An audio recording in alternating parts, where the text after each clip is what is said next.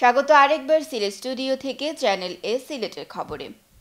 সিলেটে ও হবিগঞ্জে আনন্দমুখর পরিবেশে পালিত হয়েছে শুভ বড়দিন। খ্রিস্টান ধর্মাবলম্বীদের সবচেয়ে বড় ধর্মীয় উৎসব উপলক্ষে বৃহস্পতিবার রাত থেকে বর্ণালী সাজে সাজানো হয় সিলেটের নয়া সড়কস্থ শতবর্ষী প্রেসবিটারিয়ান চার্চটিকে। আলোকোজ্জ্বল সজ্জায় সাজে শতবর্ষী এই চার্চ। সকালে ঘণ্টা বাজিয়ে আনুষ্ঠানিকভাবে প্রার্থনা শুরু করেন খ্রিস্ট ধর্মাবলম্বীরা। ধর্মীয় ভাবগাম্ভীর্যের সাথে সকলের অংশগ্রহণ ছিল আনন্দমুখর পরিবেশে। এদিকে বড়দিনের মাত্র দুদিন আগে সিলেটে এক যাজককে মোবাইল ফোনে হুমকি প্রদানের কারণে সিলেটের চার্চ এলাকায় নিরাপত্তা ব্যবস্থা বাড়ানো হয়।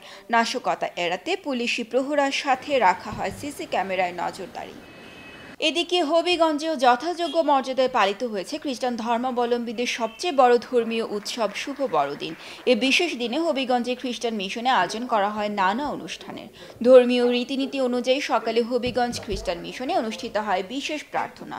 ডক্টর জন সরকার বাইবেলের আলোকে চার্চে আগতদের সামনে তার বক্তব্য উপস্থাপন করেন।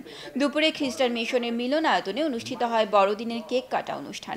এ অনুষ্ঠানে প্রধান অতিথির বক্তব্য রাখেন হবিগঞ্জে লাখাই আসনের সংসদ সদস্য অ্যাডভোকেট মোহাম্মদ আবু জাহির। হবিগঞ্জ শহরের গণ্যমান্য ব্যক্তিবর্গ ওই কেক কাটা অনুষ্ঠানে উপস্থিত ছিলেন। যীশু খ্রিস্টের জন্মদিনে খ্রিস্টান ধর্মাবলম্বী ছাড়াও অন্যান্য ধর্মের লোকজনও একে অপরের সাথে শুভেচ্ছা বিনিময় করেন। পরে খ্রিস্টান মিশনের পক্ষ থেকে মধ্যাহ্নভোজের আয়োজন করা হয়। মধ্যাহ্নভোজে অংশগ্রহণ করেন বড়দিনে আগত অতিথিবৃন্দ।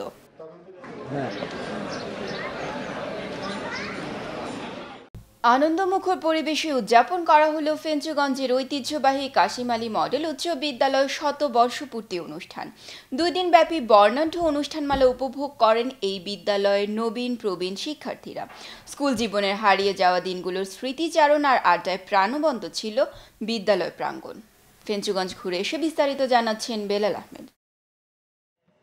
কুয়াশার চাদর বেছানো ভুরে ঘাসের উপর ছড়িয়ে থাকা শিশিরগুলো যেন প্রাণের সজীবতা নিয়ে এসেছিল সিলেটের ফেঞ্চুগঞ্জের কাশিম আলী মডেল উচ্চ বিদ্যালয় মাঠে। স্মৃতির আঙিনায় এসো মিলনের উৎসবে এ আহ্বানে শনিবার সকালে শতবর্ষপূর্তি উৎসবে হাজারো ছাত্রছাত্রীর মিলন মেলায় পরিণত হয়েছিল কাশিম আলী মডেল উচ্চ বিদ্যালয়। স্কুল জীবনের সহপাঠীদের দেখা পেয়ে অনেকেই আবেগ আপ্লুত হয়ে পড়েন। এই অনুষ্ঠানে হওয়ার দেখা খুশি ইয়েতে এতটুকু আসতে পারছে। অত্যন্ত ভালো লাগছে, অত্যন্ত ভালো লাগছে। আজকে আমার একটা মাহবুব, আমার একটা ক্লাসমেট, 70 আমরা এসএসসি পাস করেছি আজকে কত বছর, এবং পুরনো অনেকের সাথে দেখা হচ্ছে, একটা মিলন মেলা। যারা জ্ঞানের আলো দান করে গেছেন, আমার শ্রদ্ধা শিক্ষক বিন্দু আজকে যারা আমাদের মধ্যে নেই, তাদেরকেও আমি শ্রদ্ধাভরে স্মরণ করছি। আমার দাদা এই স্কুলে পড়েছেন, আমার বাবা পড়েছেন, আমি এই বিদ্যালয়ে অধ্যয়ন করেছি। 2 দিনব্যাপী আনন্দ উৎসবের প্রথম দিনে র্যালির মধ্য দিয়ে উৎসবের উদ্বোধন করেন জাতীয় সংসদের প্যানেল স্পিকার ও স্থানীয় সংসদ সদস্য মাহমুদুজ্জামান চৌধুরী। র্যালিটি ফেঞ্চুগঞ্জ বাজার প্রদক্ষিণ করে উৎসব মঞ্চে গিয়ে শেষ হয়। স্মৃতিচারণ ও আলোচনা অনুষ্ঠানে প্রধান অতিথির বক্তব্য রাখেন মাহমুদুজ্জামান চৌধুরী। এ সময় তিনি স্কুলটির সফলতার প্রশংসা করেন। 100 বছর ফেঞ্চুগঞ্জের জন্য এটা আমাদের জন্য একটা ইতিহাস, বিশেষ করে কাশিম আলী হাই স্কুলের জন্য ইতিহাস। বিশ্বের বিভিন্ন দেশে আমাদের যে এই কাশিম আলী হাই স্কুলের ছাত্রীরা যেভাবে তারা সফলতা অর্জন করছে, বিশেষ করে রাজনীতিতে করছে, শিক্ষাঙ্গনে করছে, এটা কিন্তু আমি আসলেই অভিভূত। 2 দিনব্যাপী আনন্দোৎসবের মধ্যে ছিল আলোচনা সভা, স্মৃতিচারণ ও সাংস্কৃতিক অনুষ্ঠান।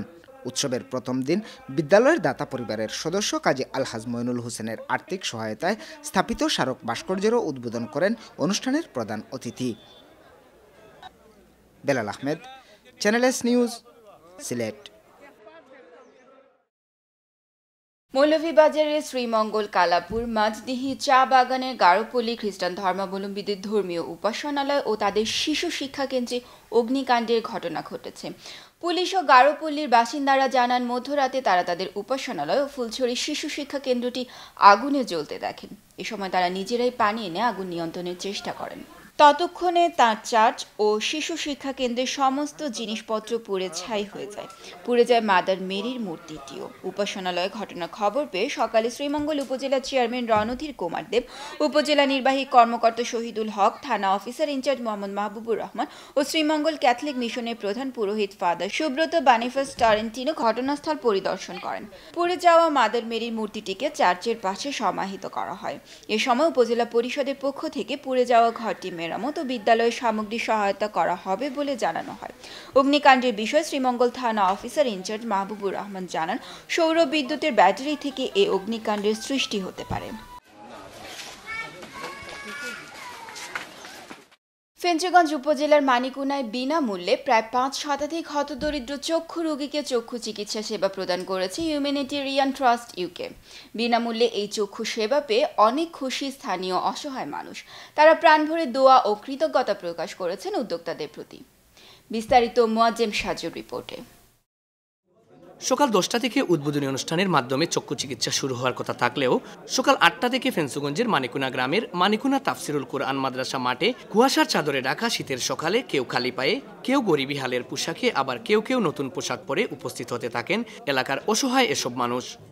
তার উদ্যোগে অপারেশনটা করানোর মাথায় আমরা গ্যাস চোখের আলোটা সুন্দর করে দেখার একটা সুযোগ করে দেওয়া হয়েছে, যার কারণে আমরা এখানে সবাই আইছি। আল্লাহ তান্ডে বালা করুক, মানিক পাই অত কাম কররা, আমরা গরিব মানুষ হেল কররা, ওনারা সাহায্য কররা, আমরা আমরা চিকিৎসা কররা আল্লাহর আস্তে আমরা দোয়া পাই, দোয়া করবো তার লাগে।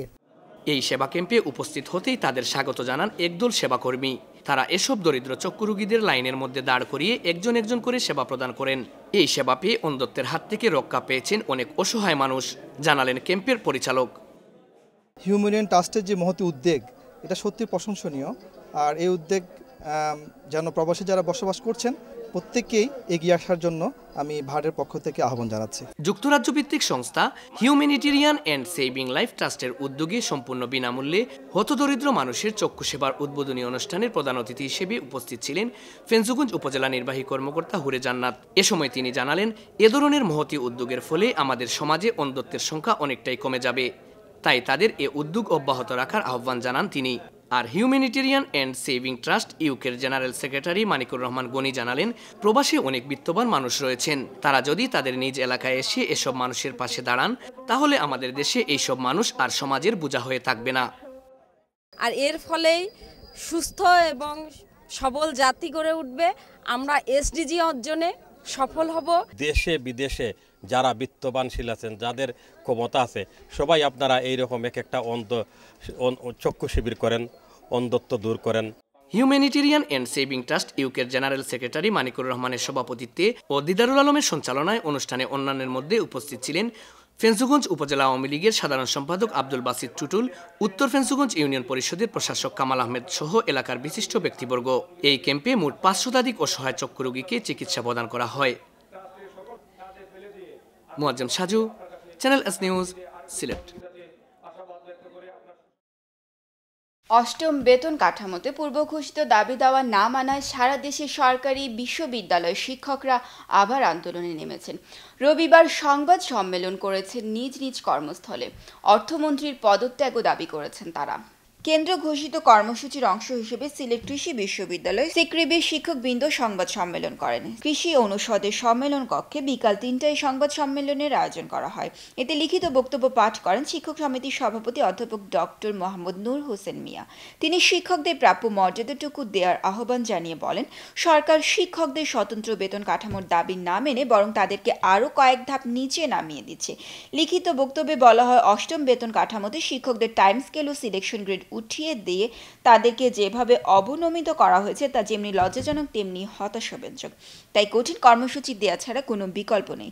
সংবাদ সম্মেলনে পাবলিক বিশ্ববিদ্যালয় শিক্ষকদের জন্য অবিলম্বে স্বতন্ত্র বেতন কাঠামো ঘোষণা এবং এই দাবি বাস্তবায়নের পূর্ব পর্যন্ত সাময়িকভাবে সপ্তম বেতন কাঠামোর ন্যায় অষ্টম বেতন কাঠামোতে টাইম স্কেল ও সিলেকশন গ্রেড বহাল রাখার দাবি জানানো হয়। চাকরিতে প্রবেশের বয়সসীমা বৃদ্ধির দাবিতে সিলেটে মানববন্ধন পালিত হয়েছে। বাংলাদেশ সাধারণ ছাত্র পরিষদের ব্যানারে আয়োজিত মানববন্ধনে বক্তারা বলেন, চাকরি অবসর গ্রহণের সময় বাড়ানো হচ্ছে, কিন্তু প্রবেশের সময়সীমা না বাড়ানোয় অনেক শিক্ষার্থী শিক্ষাগত যোগ্যতা থাকার পরও বেকার জীবন কাটাতে হচ্ছে।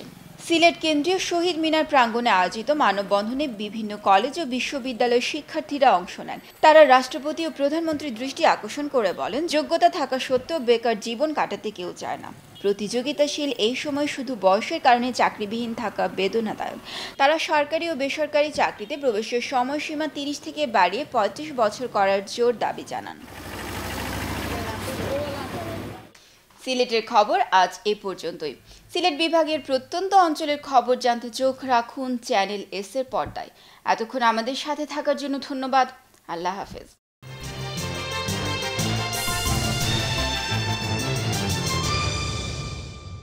সালে সিলেট স্টেশন রোডে যাত্রা শুরুর পর থেকে আজও আপনাদের সেবার পাশে আছে ঐতিহ্যবাহী লতিফ ট্রাভেলস। স্টেশন রোড ছাড়াও উপশহরের রোজভিউতে লতিফ ট্রাভেলসের দ্বিতীয় শাখা এবং পূর্ব জিন্দাবাজারের আরবি কমপ্লেক্সে আমাদের তৃতীয় শাখা। সৌদি সরকার কর্তৃক পুরস্কারপ্রাপ্ত হজ ও ওমরা এজেন্ট, মধ্যপ্রাচ্য, ইউরোপ, আমেরিকার ভিসা প্রসেসিং ও টিকেটিং সুবিধা এবং ইন্ডিয়া, থাইল্যান্ড ও মালয়েশিয়া ভ্রমণের প্যাকেজ সহ বিশ্ব ভ্রমণের যে কোনো সহায়তায় আপনাদের অপেক্ষায় লতিফ ট্রাভেলস।